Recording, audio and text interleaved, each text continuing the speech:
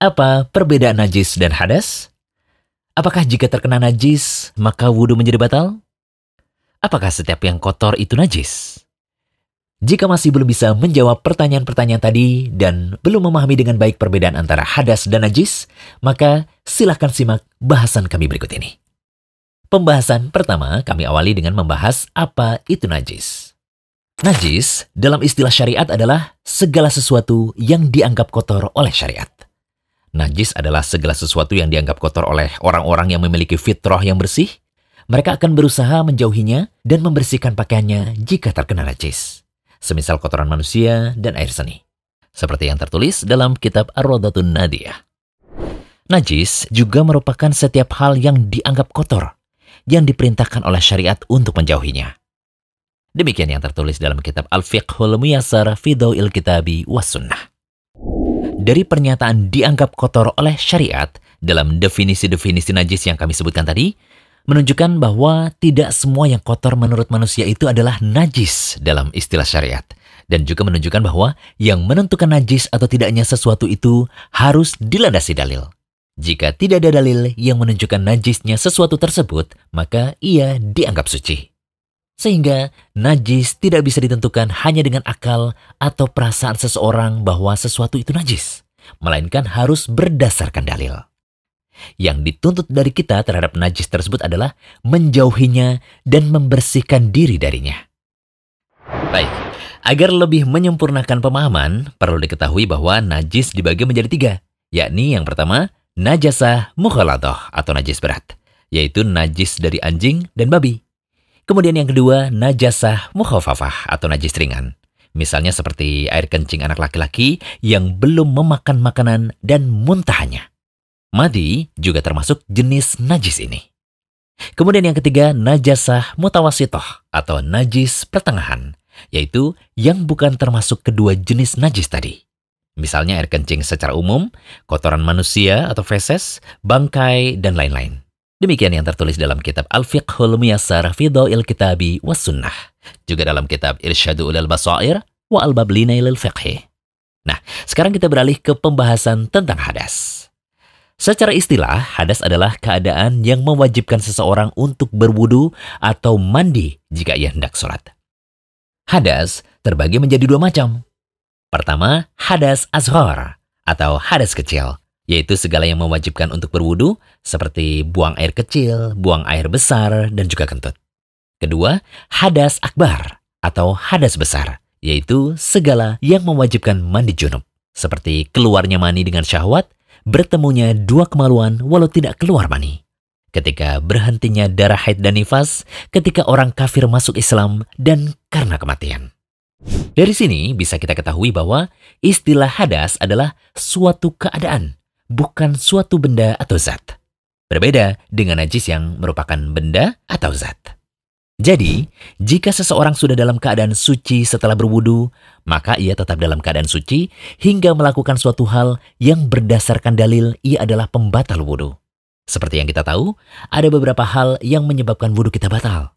Seperti tidur, makan daging unta, menyentuh farji atau kemaluan dengan syahwat, hilangnya akal atau kesadaran, keluar sesuatu dari kubul dan dubur, baik berupa air kencing, feses, kentut, mani, madi, dan darah istihadah.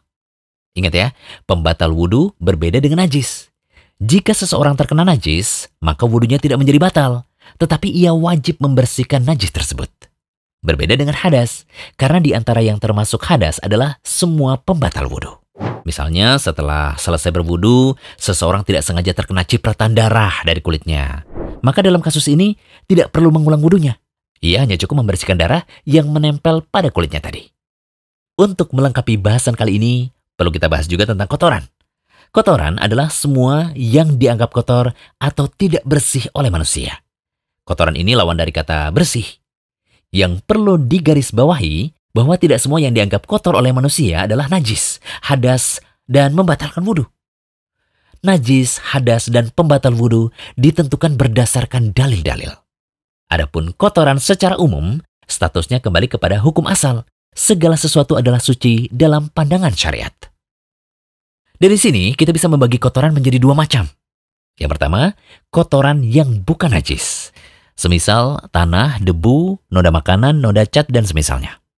Status zat-zat tersebut asalnya suci dalam pandangan syariat, kecuali sudah tercampur dan didominasi oleh zat lain yang termasuk najis. Demikian juga jika kita terkena benda-benda tersebut yang bukan pembatal wudhu, karena tidak terdapat dalil bahwa zat-zat tadi dapat membatalkan wudhu. Maka tidak benar sikap sebagian orang yang merasa wudhunya batal karena ia menginjak tanah. Kemudian yang kedua, kotoran yang merupakan najis, yaitu kotoran yang ditetapkan syariat sebagai najis, seperti kotoran manusia atau feses, air seni, madi, bangkai, air liur anjing, babi, dan sebagainya. Meski demikian, kotoran yang statusnya suci dan bukan najis dalam syariat bukan malah menjadikan seorang muslim bermudah-mudahan terhadapnya. Di antara adab yang baik bagi seorang muslim adalah senantiasa menjaga kebersihan dan berpenampilan yang bagus. Bukan adab yang baik jika seorang muslim berpenampilan kumal, kotor, pakaiannya penuh noda, rumahnya pun kotor, sampah berceceran. Walaupun tidak terdapat najis, namun ini bukan adab yang baik. Hal ini juga berlaku pada bekas mani yang menempel pada pakaian. Sekalipun mani itu dianggap suci oleh kebanyakan ulama, bukan lantas bekasnya dibiarkan begitu saja menempel pada pakaian lalu dipakai sholat. Bekas mani tersebut tetap harus dibersihkan atau dicuci hingga bersih. Ini juga bantahan kami terhadap komentar warganet pada postingan kami tentang status hukum kesucian air mani beberapa waktu lalu. Nah, setelah mengetahui perbedaan antara najis dan hadas, kita berikan 2 contoh kasus untuk menguji pemahaman pemirsa Rumaisa.com kali ini. Kasus pertama. Bagaimana jika seseorang sholat dalam keadaan baru mengetahui setelah sholat bahwa pada pakaiannya ada najisnya? Dan apakah sholatnya perlu diulangi? Kasus kedua. Jika seseorang sholat dalam keadaan lupa mandi junub atau lupa wudhu, misalnya di subuh hari ketika bangun tidur ia langsung sholat subuh, tetapi belum mandi wajib. Ia baru mengingatnya ketika sholat maghrib di sore harinya. Apakah sholat subuh, zuhur, dan asarnya perlu diulangi? Yuk, bagi yang sudah paham, bisa langsung tuliskan jawabannya pada kolom komentar. Bagi yang belum paham, silahkan tunggu bahasan kami berikutnya yang akan menjawab 2 kasus tadi, ya. Semoga pembahasan ini bermanfaat. Jangan lupa kunjungi Rumaisa.com, update setiap hari, insya Allah.